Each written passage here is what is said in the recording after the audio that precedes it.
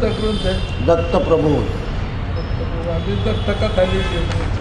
हा चालेल चालेल. एकच एककडे उंच करू का? नाही मग ते पान दिसणार नाही. असं केलं ना दिसणार नाही. दिगंबरा दिगंबरा श्रीपाद वल्लभ दिगंबरा.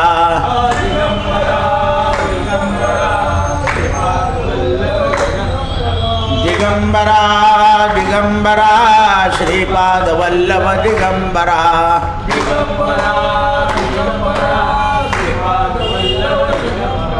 श्रीपाद वल्लभ दिगंबरा श्रीपाद वल्लभ दिगंबरा.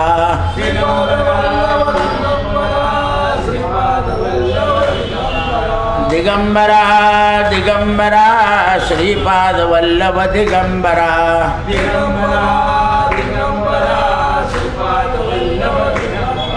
दिगंबरा दिगंबरा श्रीपाद वल्लभ दिगंबरा.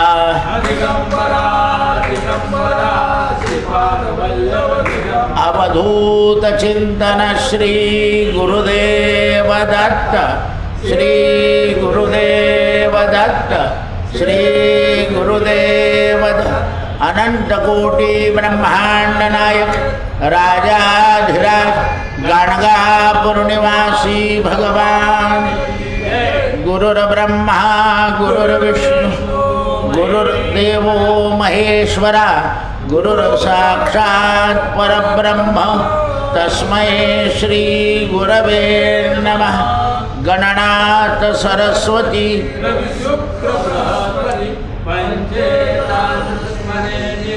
वेदवाणी प्रवर्तते. विनायकं गुरुं भानु ब्रह्मा विष्णु महेश्वरान् सरस्वती प्रणदादौ सर्वकार्यार्थ.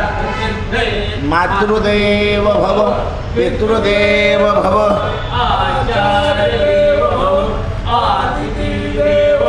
सर्वेभ्यो देवेभ्यो नमो नमः. गोपाल कृष्ण भगवान लोकाभिरामं रणरंगधीरं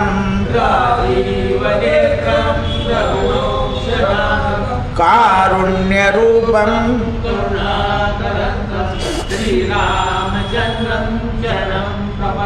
मनोजवं मारुततुल्यवेगं जितेन्द्रियं बुद्धिमतां वरिष्ठं. श्रीरामदूतं शरणं कृष्णाय वासुदेवाय हरये परमात्मने प्रणतक्लेशनाशाय गोविन्दाय गोविन्दाय गोविन्दाय. अत्रिपुत्रो महातेजो दत्तात्रेय महामुनि तस्य स्मरणमात्रेण सर्वपाप. वाराणस्यां भैरवदेव संसार भयनाशनम्. अनेकजन्मकृतं पापं दर्शनेन विनश्यन्ति दर्शनेन विनश्यन्ति दर्शनेन. श्रीराम जय राम जय जय राम. श्रीराम जय राम जय जय राम. श्रीराम जय राम जय जय राम. श्रीराम जय राम जय जय राम. श्रीराम जय राम जय जय राम. श्रीराम जय राम जय जय राम. राजाधिराज रामचंद्र भगवान की. पवन सुत हनुमान की. उमापति महादेव. नमः पार्वती पतये हर हर महादेव. सीताकांत स्मरण जय जय राम. जय जय रघुवीर समर्थ. निवृत्ती ज्ञानदेव सोपान मुक्ताबाई एकनाथ नामदेव तुकाराम. एकनाथ नामदेव तुकाराम. एकनाथ नामदेव तुकाराम. राजाधिराज रामचंद्र भगवान की जय. परमेश्वरानं विश्व उत्पत्तीचं काम केल्यानंतर विश्वकल्याणाचं ध्येय लक्षात आणलं. जगाची उत्पत्ती तर देव करतो, पण या विश्वामध्ये मानवाचं कल्याण झालं पाहिजे याचा ध्येय 5 अवतार घेऊन झाल्यानंतर दत्त अवताराच्या आधी देवाने ठरवलं. नुसतं उत्पत्ती करण्यात, जसं आपण आता गहू पेरले, गव्हाचं उत्पन्न झालं, पण त्याचा विनियोग, गव्हाला लागलेला खर्च निघून जर द्रव्य राहील तर त्या गव्हाचा आनंद होईल शेतकऱ्याला, आणि त्याला जर त्याच्यात तोटा आला, मग विश्वाचं ध्येय कशामध्ये आहे? तर विश्वाचं ध्येय सत्यात आहे. लोकांना शब्दाने सत्य कळतं, पण व्यवहाराने सत्य जड जातं. ज्याचं घेतलंय त्याचं द्यायच्या वेळेला जीवार येते, कसं काय द्यायचं, कसं काय द्यायचं. काही लोक काय करतात, आपलं सगळं सोडून देतात आणि त्याचं देऊन मोकळं. जसं तुकाराम महाराजांनी केलं, सगळ्यांचं देणं देऊन टाकलं ना आपलं येणं बुडवून मोकळं होऊन गेले. म्हणून हे सत्य हे विश्वाचं कल्याण करेल, आणि सत्यानेच झपाट्याने जगात कल्याण होतं. जगामध्ये कल्याण जर पाहिजे असेल तर सत्यानेच होतं, हे लोकांना पटवण्याकरता हा दत्त अवतार धारण करावायचा होता. म्हणून दत्त संप्रदायाचे लोक कधी असे भटकत नाही ते, की आज इकडे जाऊ, तो काही मंत्र सांगेल, तो काही धागा देईल, कोणी दोरा देईल, कोणी नारळ देईल, कोणी वाटी देईल, गोड्याची नाल, नागपंचा खिळा, इकडे जात नाही ते. कारण त्यांना माहिती आहे, जोपर्यंत सत्याच्या आश्रयाला आपण आहोत तोपर्यंत आपल्याला जीवनातलं दुःख अनुभवायचं आहे, भोगायचं नाही. हा फरक आहे. भोगताना मनुष्य रडतो, अनुभवताना त्याला टसल देऊन समोर जातो. म्हणून दत्त संप्रदाय, कारण संकट जीवनात येणारच.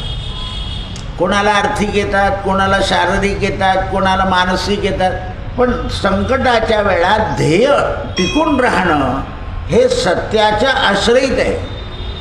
तुम्ही सत्याच्या आश्रयीत नसला तर संकटात तुम्ही खचून जातात, आणि सत्याच्या आश्रयाला जर असलात तर तुमचं धैर्य कायम राहून तुम्ही त्या संकटाला सामोरं जाऊन पार निघून जातात. याच्याकरता विश्वाच्या कल्याणाकरता भगवंतानी एकाग्रता, ह्या अवतारात काय करायचे आहे, 10 इंद्रियांची एकाग्रता आणि मनाचा दृढ संकल्प.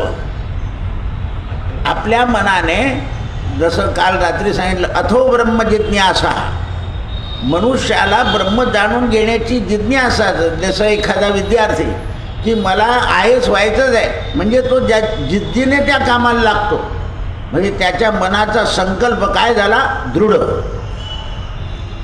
आणि तो दृढ संकल्प केला की जगात कोणतंही काम पूर्ण होणं अशक्य नाही, पण त्याला सत्याचा आश्रय असला पाहिजे. नानाविधी प्रयत्न करावे लागते. मग हे माणसाला जन्मजात माहीत नसतं की माणसाने सतत प्रयत्न करावे, हे जन्मजात माणसाला कळत नाही. मग त्याचं जे शिक्षण आहे ते घरातून मिळतं माणसाला, आणि ते घरातून देणारे म्हणजे वडील. तू कर रे, मी आहे तुझ्या पाठीशी. काय केलं त्यांनी, आपल्या संकल्पाला दुजोरा दिला. मग त्या वडिलांपासून आपण हे शिकायचं की स्थैर्याला संपणं, आणि त्या वडिलांची सेवा केली की त्यांचं आपल्याला प्रोत्साहन, अधिक त्यांच्या सेवेची कृपा, आशीर्वाद ते पटकन करा. आता आई आपल्याला जन्म देते, अन्न देते, उदर, ती आपण सुद्धा म्हणते भाऊ सांभाळून कर. वडील म्हणतात मी आहे पाठीशी, पण आई सांभाळून कर. मग ती सांभाळून करते हे सांगते ना, तर तिच्या मागे तिचं ध्येय असतं की हा पुढे गेला पाहिजे. कोणत्याही आईला असं वाटत नाही की आपला मुलगा मागे राहावा. तिची जर सेवा आपण केली तर आपलं मन जे आहे पापातून बाजूला जातं 2 लोकांच्या सेवेने. म्हणून दत्तात्रयानं आत्री आणि अनुसयाची सेवा जास्त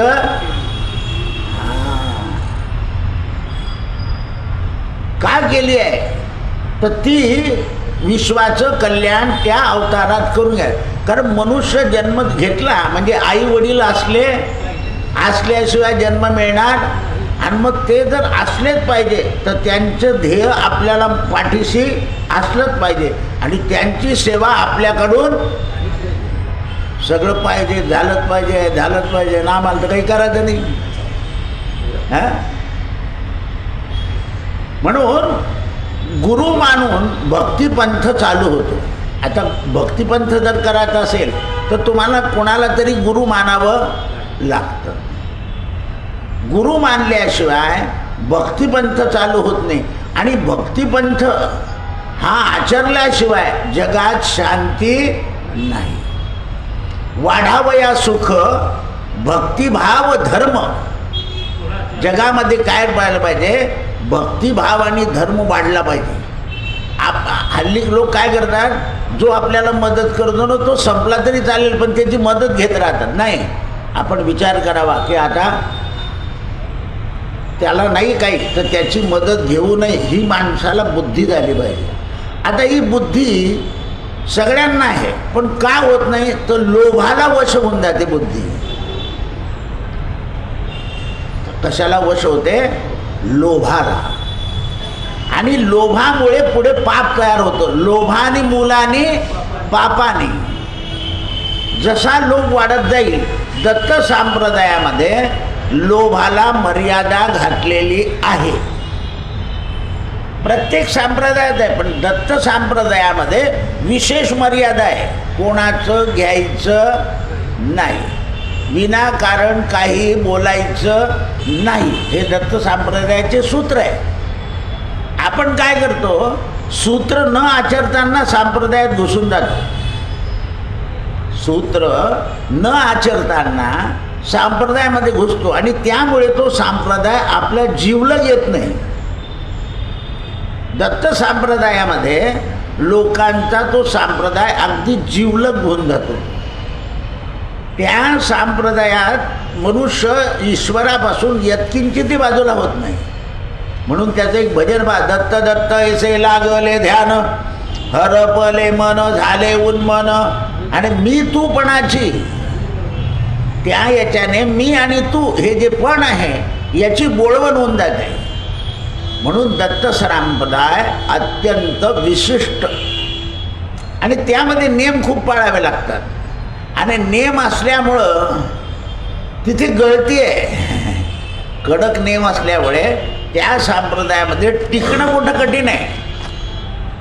काही लोक घेतात पण ते टिकत नाही, कारण तिथे निश्चयाचं घडकतो. गुरुच्या ठिकाणी काय ठेवावं लागतो, निश्चय. आणि निश्चयाचं फळ काय आहे, निश्चयाचे ऐसे फळ तुका म्हणे हेची बळ. आपण जसा जसा निश्चय करत जातो तसं आपल्या अंगी बळ येत जातं. जसा मनुष्य अनुभव झाला की कामाचं त्याला बळ येतं. अनुभव कमीत असला की त्याला कामाचं बळ येत नाही. बऱ्याच लोकांना घरात काम पडलेलं लागलं ते पाहिलं की बापरे केव्हा होईल, आणि ज्यांना बळ असतं ते सर्व तिकडे एक अर्ध्या पाऊण तासामध्ये तो करून मोकळा होतो, कारण त्याच्याजवळ बळ आहे. आणि कलियुगामध्ये सर्वसाधारणतः सगळे लोक निर्बल आहे, बलच नाही. कारण बल कशाने येतं, संयमाने बल येतं, आणि भोगाने बल कमी. म्हणून संयम अत्यंत महत्त्वाचा आहे. म्हणून ते म्हणतात, अमोघ कार्य संकल्प केला आणि भक्तीचा धागा धरून काय धरायचं आहे, भक्तीचा मार्ग धर. भक्तिपंथ बहु सोपा, अगदी सोपा आहे, सरळ आहे. कारण शुद्ध प्रेम करायचं आहे. शुद्ध म्हणजे कुठल्याही गोष्टीची आसक्ती न ठेवता, ईश्वर तू ठेवील तसं राहील, आणि जशी परिस्थिती असेल त्यामध्ये मी समाधान मानेल, हा भक्तिपंथ आहे. म्हणून भक्ती मार्गावर देवादिकांना सुद्धा माता पिता आणि गुरु यांची सेवा करावी लागली. देवाने जरी अवतार घेतले, राम म्हणा, कृष्ण म्हणा, दत्त म्हणा, तर माता पितांची सेवा केलेली आहे. आईला मी रोज भेटेल असं दत्ताने सांगितलं, पण भिक्षेच्याच वेळा.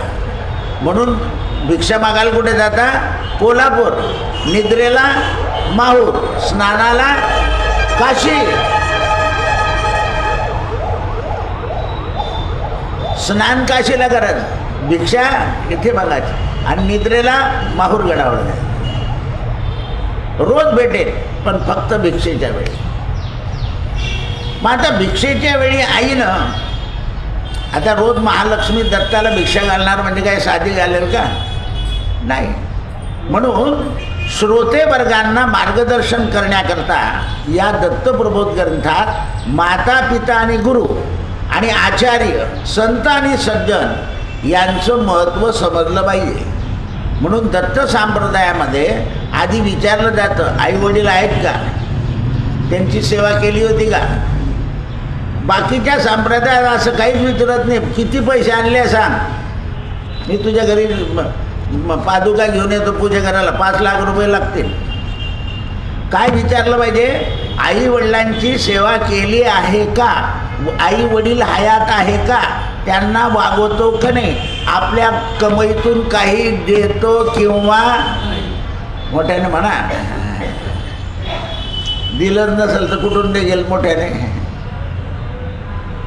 उलट त्यांच्या पेन्शनवर नजर राहते.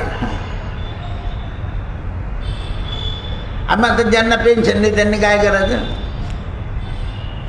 ते पाहायचं. आता ज्येष्ठ नागरिकांना एस टी फुकट गेली आहे, इकडून तिकडे नुसते फिरतच बसतात त्या एस टीमध्ये, गर्दीच गर्दी. काय होईल? आयुष्य कमी होईल ना. लक्षात नाही येत तुमच्या. असं नाही करत चालत. गरज असलं तर फिरायचं आहे, नाहीतर आयुर्बलम कमी होईल. म्हणून ते म्हणतात, म्हणून कार्यारंभी सुद्धा गणपतीचं चिंतन का करावं लागतं. कोणताही ग्रंथ लिहिताना गणपतीचं, तर गणपतीला जगात पहिला नंबर मिळण्याकरता नारदाने गणपतीकडून आईच्या प्रदक्षिणा करून घेतल्या. म्हणून गणपतीचं चिंतन आहे पहिल्या प्रथम. मग आता गणपतीला जर आईचं चिंतन करावं लागतं, तर मग गणपतीची उपासना करणाऱ्याने काय करायला पाहिजे, हा सिद्धांत दत्तप्रबोधामध्ये सांगितला आहे. आणि म्हणून हे ग्रंथ कोणी वाचायला नाही सांगितले. जो समजून सांगेल त्याने वाचायचं, मग समजून सांगायचं, मग आपण ते आचरणात. म्हणून तोपर्यंत गुरुचरित्र, नवनाथ, दत्तप्रबोध हे ग्रंथ वाचू नये असं सांगितलं. आपल्याला काय वाटतं त्याच्यात काही विशेष असेल? नाही, तो समजणारच नाही ना. का गणपतीची आराधना आहे? तर गणपतीनं पहिला नंबर मिळण्याकरता ब्रह्मदेवानं जाहीर केलं, जो पृथ्वी प्रदक्षिणा करून येईल त्याला पहिला नंबर. गणपती निघाले, नारद भेटले, अरे म्हणजे इतक्या लांब कुठे जातो? आई ही पृथ्वी तत्व आहे. आईला प्रदक्षिणा 3 करून चाल ब्रह्मदेवाकडे, मी सांगतो. आता ब्रह्मदेवालाही माहिती होतं, पण त्यांच्या डोक्यात एकच पृथ्वी प्रदक्षिणा. इंद्र निघाला, वरुण निघाला, कुबेर निघाले, हे येत्रीदेवर गजानन गेले, ब्रह्मदेवाने पहिला नंबर देऊन टाकला. काही गोष्टी जरी असल्या, म्हणून पहिलं स्तवन ब्रह्मदेवाचं आणि दुसरं आदिमाया भगवान विष्णू, भगवान शिव आणि ब्रह्मदेव यांचं चिंतन पूजन करावं लागतं. आता चिंतन आणि पूजन काय? तर सगळ्यामध्ये पहिल्या प्रथम पूजन कोणी केलं? तर ब्रह्मदेवानं विष्णूचं केलं. ब्रह्मदेवाने विष्णूचं. म्हणून पूजन हे ब्रह्मदेवापासून सुरू झालं. म्हणून पूजन कोणी सांगावं? जो ब्राह्मण आहे त्याने. असं आहे ते. कारण तो जन्माने ब्राह्मण आहे आणि कर्माने ब्राह्मण आहे. म्हणून पूजन त्याने सांगायचं. पूजन त्याने सांगायचं. आणि त्याच्या आज्ञेने आपण पूजन करायचं, म्हणजे त्याच्यामध्ये जे अज्ञान आहे ते दूर होतं. अज्ञान दूर कोण करेल? तर ब्रह्मदेवाने पाहिलं काहीच दिसत नाही जवळपास, म्हणून आत घुसले आणि खाली नारायणाचं दर्शन केलं. आता ब्रह्मदेवाला देवाने कसं निर्माण केलं? तुम्हाला सगळ्यांना असं माहिती आहे की बा स्त्री पुरुष असल्याशिवाय निर्मिती नाही, पण देवाची निर्मिती जी आहे ती संकल्प मात्रेनं. देवाला मन नाही आहे. देव जसं संकल्प करतो, म्हणून हा संकल्प जो आहे ना, हा राजकारणात सुद्धा आहे. अर्थसंकल्प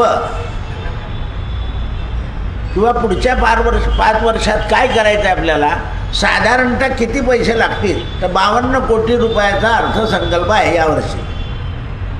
मग ते 52 कोटी रुपये कुठे कुठे खर्च करायचे?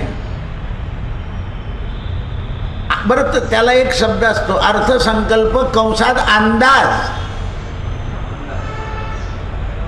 कारण जास्ती पैसे लागू शकतात पुढे, म्हणून अंदाजपत्रक तयार करावं लागतं. काय तयार करावं लागतं? तसं भगवंताचा संकल्प असतो की मला ब्रह्म निर्माण करायचं आहे, जगाची उत्पत्ती करायची आहे, म्हणून ती मानसिक उत्पत्ती आहे. आता ब्रह्मदेवाला कोणीच नाही समोर, मी कुठून जन्माला आलो याचा शोध घ्यायचा आहे. मी कोण कैचा कोठून आलो, मग शोध घ्यावा लागतो. तर कोणापर्यंत जाईल पहिला शोध? शेवटी ब्रह्मदेवाला विष्णूपाशी गेला. आपण सुद्धा बा आजोबा पंजोबा यांच्याच्या पुढे खापर पंजोबा नाही, मग आजोबा आणि पंजोबा यांच्या पुढे भगवान नारायण. आपण कोणाचे अंश आहे? नारायणाचे. ममौ अंश जीवलोके जीवभूत सनातन. मग माझी अशी परिस्थिती का झाली?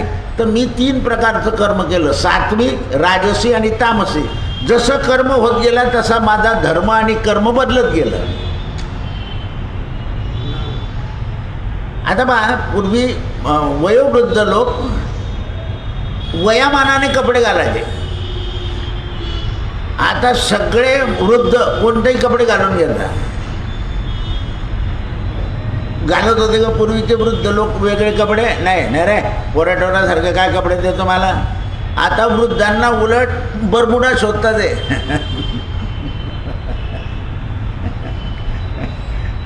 नातू सुद्धा म्हणतो आजोबा काय टॉप दिसतंय, ते तर म्हाताऱ्याला बरं वाटतं. असं आहे ते. पूर्वी आखूड कपडे घातले की लोक नाव ठेवायचे, आता फॅशन आहे. तर हे जे मन आहे हे बदलत जातं. आणि बरं लोकही तुम्हाला का एवढं जग बदललं तुम्ही बदलले नाही अजून, असं. आता त्या महाकालला जाऊन उज्जैनला जाऊन सगळे काळे T-शर्ट घालायला लागले आहे. पहा तुम्ही नवीन पोरं येताना जय महाकाल. तो शंकर महाकाल आहे, तो काळं नाही घालत. त्याचा जो दूत आहे काल भैरव, तो काल भैरव जो आहे ना तो काळं घालतो. मग पोरी सासूला नाही, आपले केसांनी काळे का आई, तुम्ही काळं नाही म्हणता. म्हणजे त्या आईला बिलकुल केसावर घेऊन जायचं. ते ऐकायचं नाही त्यांना. त्यांना उणं दुणं काढून तुमच्या पुढे ठेवायचं आहे. मग बुक्कानी लावत का काळा, असं आहे ते. पण बुक्का कशापासून तयार होतो हे त्यांना माहिती आहे का? नाही.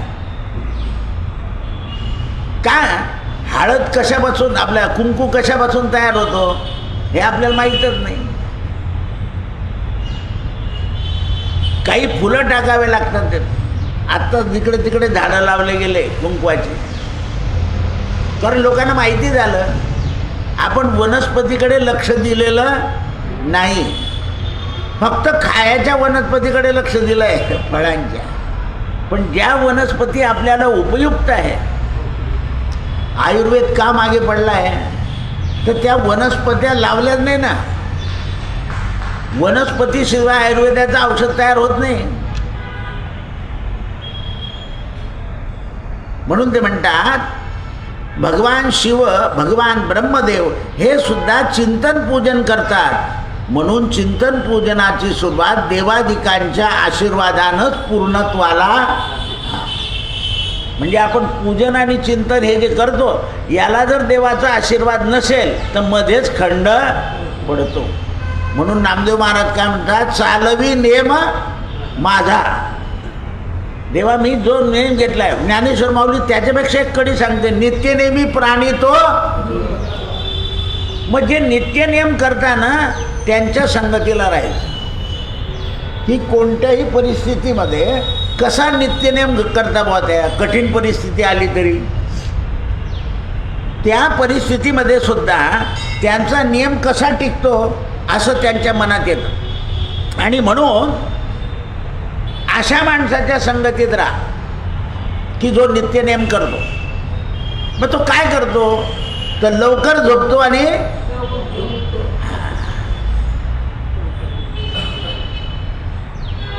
लवकर झोपतो आणि लवकर उठतो आणि वेळेवर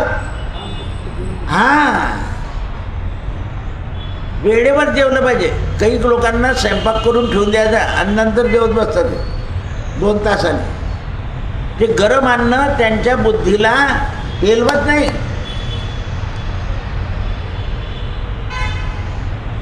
बदडून ठेवायचं आणि खायचं. त्याच्याने तमोगुण वाढतो. लवकर उठे लवकर निघे त्याला काय प्राप्त होतं ते सांगितलं आहे. मग नित्यनेमी प्राणी जे आहे ते दुर्लभ आहे. आणि अशा दुर्लभांच्या संगतीत आपण जर राहिलं तर आपल्याला दत्त संप्रदायाचं ज्ञान लवकर होतं.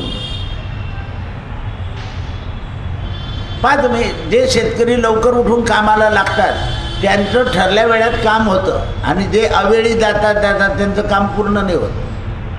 मजुरी जाते आणि कामही होत नाही. म्हणून ते म्हणतात आशीर्वादाने पूर्णत्वात जातं. आशीर्वादामुळे काय होतं, का आशीर्वाद घ्यायचा तर आशीर्वादानं मनाला उज्ज्वलता येते. मन तत्पर राहतं आणि जिथे आशीर्वाद कमी आहे तिथे मन मलिन होतं. म्हणून माणसाला सांगितलं आहे रोज आईवडिलांना देवाला नमस्कार करणं म्हणजे नमस्कारे दोषांचे गिरीवर नासती. म्हणून नमस्कार घेतला पाहिजे आणि नमस्कार केला पाहिजे. नमस्कारात भाव ठेवला पाहिजे. जर नमस्कारामध्ये भाव नसेल तर उपयोग नाही होत. आपण म्हणतो बा सून मनापासून नमस्कार करत नाही, सगळ्याच करत नाही असं नाही आहे. काही काही सुना मनापासून करतात त्यामुळे त्यांची उज्ज्वल परिस्थिती होते, उज्ज्वल होते ती. कारण नमस्कार हा जेवढा मनापासून करू आपण, नमस्काराच्या वेळा 10 इंद्रिय 11 मन आणि मस्तक हे नमवायचं आहे. ते पायावरच डोकं ठेवलं पाहिजे असं काही नाही आहे. पायावर डोकं ठेवलं पाहिजे असं काही नाही आहे. नमलं पाहिजे. कुठेही आपण भूमीवर डोकं ठेवलं तरी देवाचे पाय भूमीला जोडलेले आहेत. देखिले चरण वैष्णवांचे. नुसते दिसले तरी देवाचे संतांचे चरण तरी माणसाला आनंद प्राप्त होतो. म्हणून उद्धवाला सांगितलं की देवा मी तुमच्याशिवाय राहू शकत नाही, पादुका घेऊन जा चल जा. आणि त्याने डोक्यावर घेतल्या, भरताने डोक्यावर घेतल्या. चरण जे आहे ते डोक्यावर घेणे याचा अर्थ बुद्धीमध्ये उपासना आणि ज्ञान आणि वैराग्य ठेवणं या 3 गोष्टी चरणापासून आहे. म्हणून आम्ही जाणो हरीचे पाय, यमन जाणो नेमन जाणो नेनो अन्य उपाय. आम्ही जाणो हरीचे पाय. कारण यमनियम जे आहे ते लावलेले कबूल, पण गुरुच्या ठिकाणी यमनियमाला सगळ्यांना फारकत दिलेली आहे. म्हणून आशीर्वादानं माणसाला उभारी येते, एक वेगळा उत्साह संचारतो. आशीर्वाद मिळाला की आपल्या मनामध्ये एक वेगळा उत्साह संचारतो आणि त्या संचारामुळे आपल्याला प्रोत्साहन मिळते. आणि एवढंच नाही तर दुरावलेला आत्मविश्वास परत येतो, दृढ होतो. गमावलेला आत्मविश्वास, काही वेळा माणसाचा आत्मविश्वास चालला जातो. हल्ली डिप्रेशन म्हणजे काय आहे? आत्मविश्वास जाणे. औषध नाही आहे त्याला, फक्त बऱ्याच दिवस तुम्हाला त्याचा विसर पाडण्याकरता झोपेचं औषध दिलं जातं. याच्या पलीकडे काय आहे? त्याच्यावर एक उपाय आहे की खूप श्रम करणे आणि श्रमाने झोपणे. आळस येतो, प्रमाद येतो, म्हणून डिप्रेशन येतं. आळस करू नका, डिप्रेशन पळालं. त्याला आणखीन एक शब्द आहे, कार्यरत व्हा. काय व्हा? कार्यरत व्हा. मग कोणाचं काम असेल त्याला मदत केली तरी मनुष्य कार्यरत होतो. हल्ली इंद्रिय जी आहे ती कार्यरत व्हायला तयारच नाही.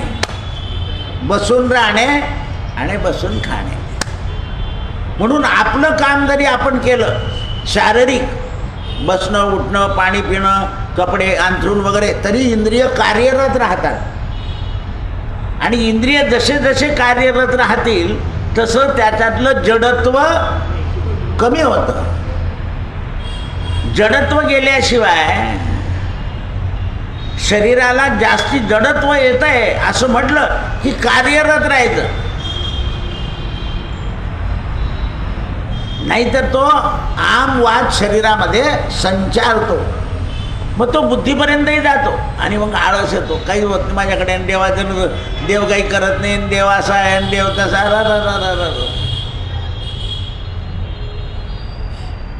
त्या आजाराला सुद्धा झिंगोटी नाव आहे.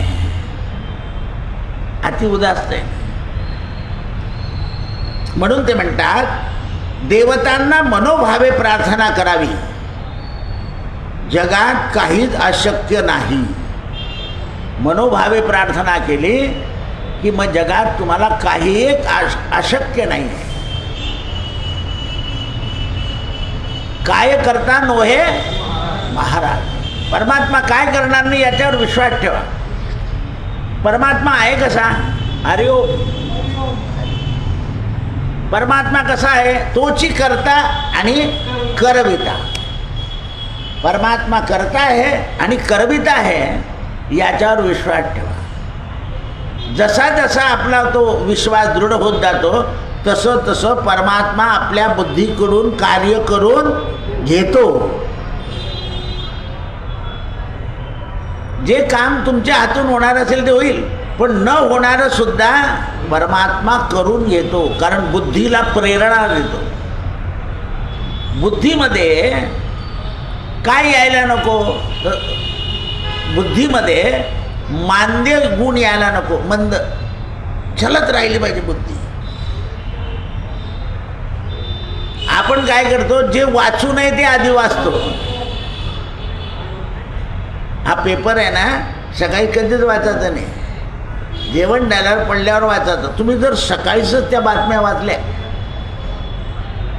की 32 मुलांची बस खाली कलंडली, तर आपला नातू शाळेत जातो तर ती बस डोळ्यासमोर येऊन जाते.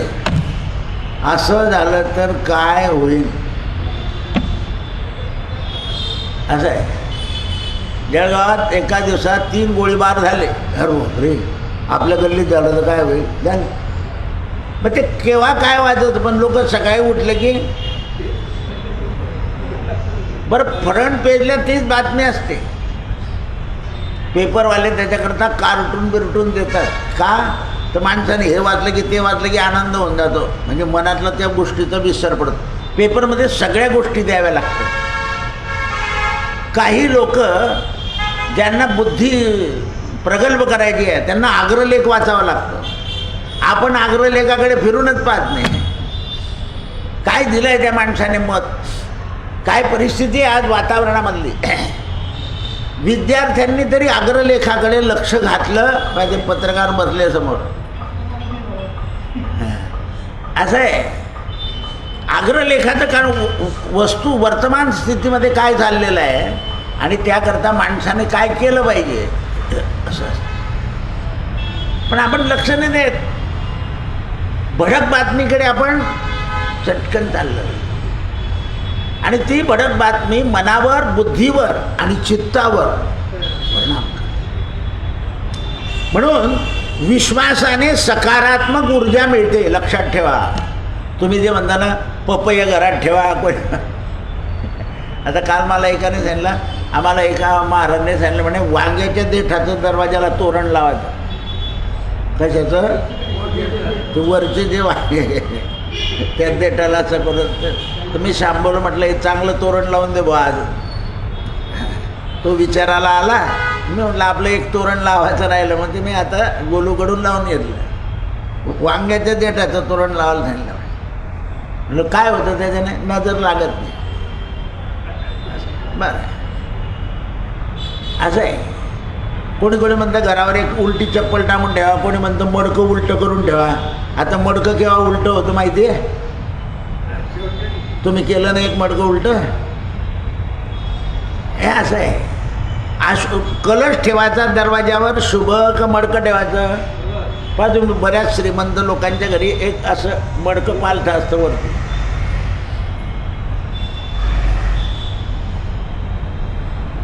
दोन दिवस झाले तुम्ही झेंड्याचं ऐकताय ना. झेंडा काय देतो? ऊर्जा. म्हणून ब्रह्मध्वज का निर्माण केला तिथे प्रदक्षिणाला? पण आपल्याला आठवणच राहत नाही. फाटकातच साडू भेटतो. का कसं काय उशीर झाला तिथेच गप्पा सुरू होऊन जातात. तो झेंडा राहून जातो कुठेतरी. ऊर्जा देतो तो ब्रह्मलोकातली. म्हणून किती फुटाचा आहे हा? 22 फूट. असं आहे. महाराष्ट्राच्या सनातन धर्माचा भगवा काय आहे? वैराग्य. त्यांचं केसरी आहे. इथे वैराग्य आहे. हे राज्य श्रींचं, माझं. हे घर कोणाचं? देवाचं, माझं नाही.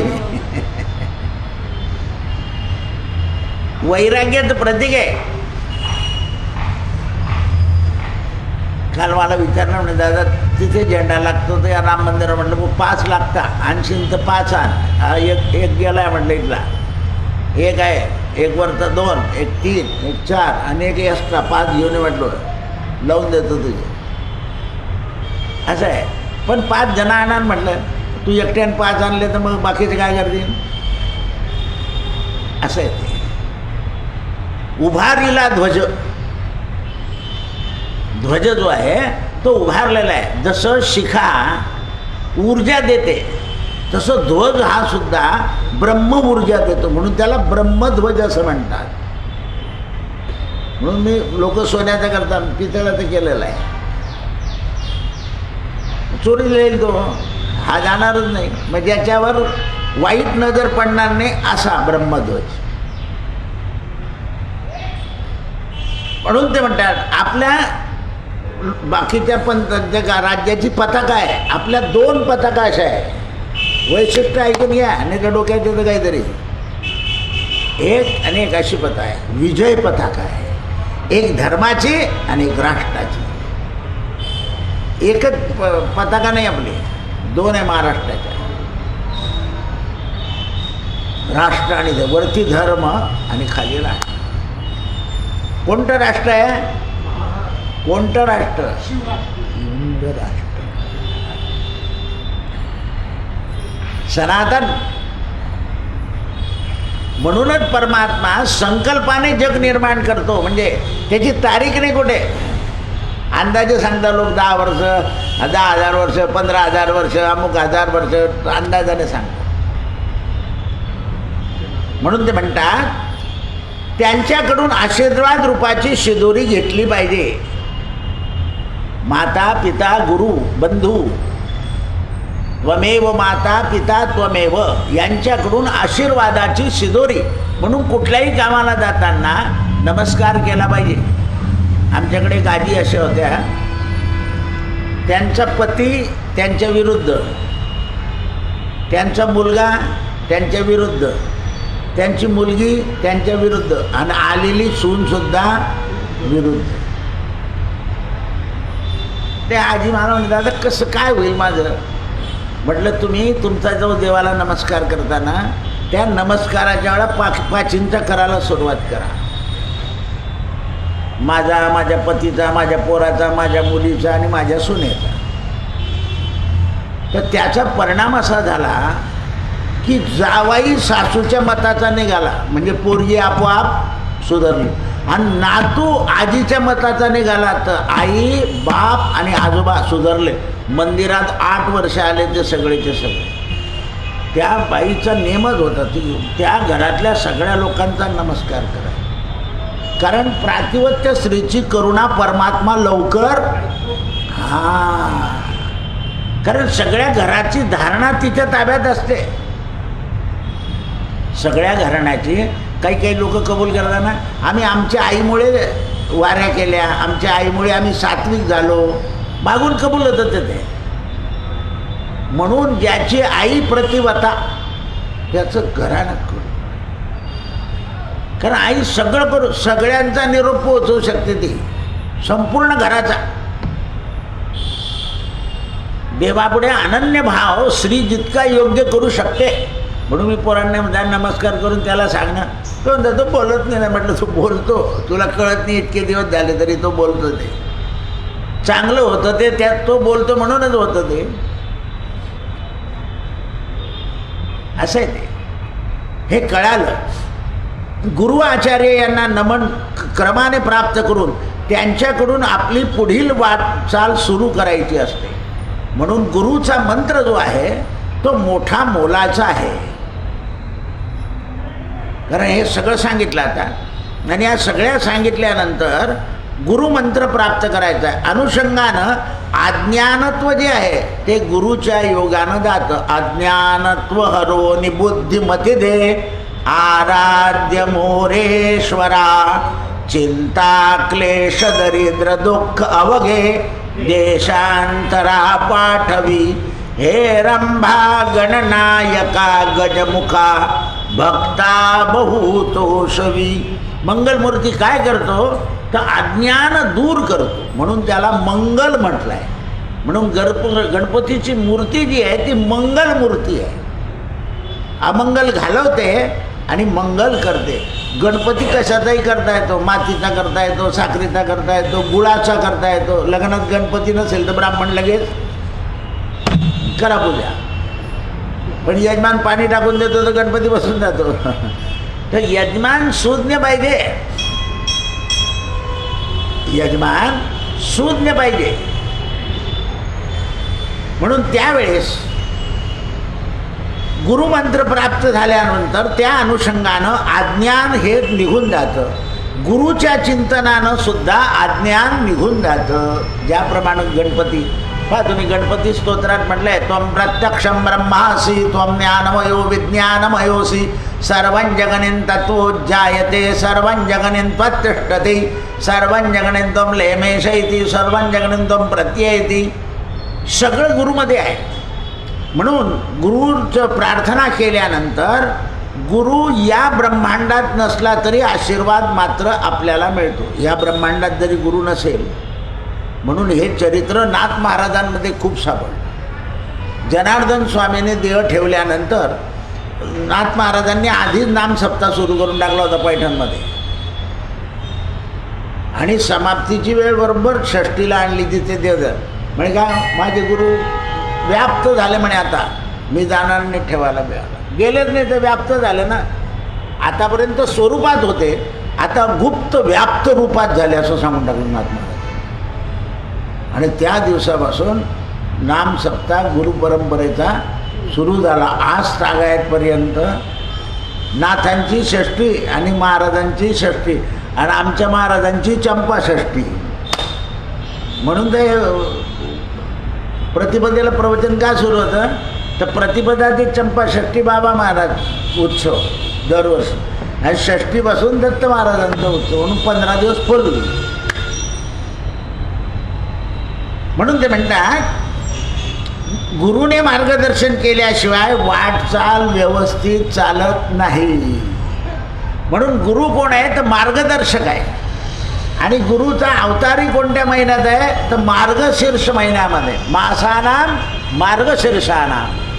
आपल्याला फक्त मार्गशीर्षातले गुरुवारच माहिती आहे की लक्ष्मी येते. परवा ते मला एका बाईने विचारलं, म्हणजे दादा इतक्या वर्ष झालं आम्ही गुरुवार करतोय पण काही अशी मनासारखी लक्ष्मी येत नाही. म्हटलं ताई तू फक्त लक्ष्मीची पूजा करते, नारायणाची करत नाही. तू नारायण लक्ष्मीची कर की ती नारायण असला की लक्ष्मी घरात राहील. ती येते आणि चालली जाते. येते तू नारायणाला आराध कर ना. म्हणून लक्ष्मी नारायण नारायण नारायण भजमन नारायण नारायण. सगळे फक्त लक्ष्मीचीच पूजा करतात, नारायणाची कोणी करत नाही. त्यामुळे काल अमावस्या होती ना, गुरुवार होता. सगळ्यांना वाटलं लागला म्हणलं नाही, शुक्रवारी प्रतिपदा आहे, हा गुरुवार अमावस्याचा आहे. बाकीचं कोणतंच लक्ष ठेवणार नाही. पण मार्गशीर्षातला गुरुवार एकादशीकडे पाहणार नाही. एकादशी तर भगवंताला प्रिय आहे. म्हणून ते म्हणतात गुरुची प्रार्थना केली, गुरुमंत्र मिळाला की गुरुमंत्राच्या जपानं मार्गाची वाटचाल सुरू होऊन जाते. नाही ऐकलं तरी गुरुमंत्राचं सामर्थ्य आहे. म्हणून गुरुमंत्र अत्यंत महत्त्वाचा आहे. त्याची प्रचितीची वेळ आयुष्यभर करावी लागते. कृष्णार्पणमस्तु. सत्यगुरु राये कृपा मज केली, परी नाही घडली सेवा काही. सापडले वाटे जाता नसताना मस्तक. वाचून आले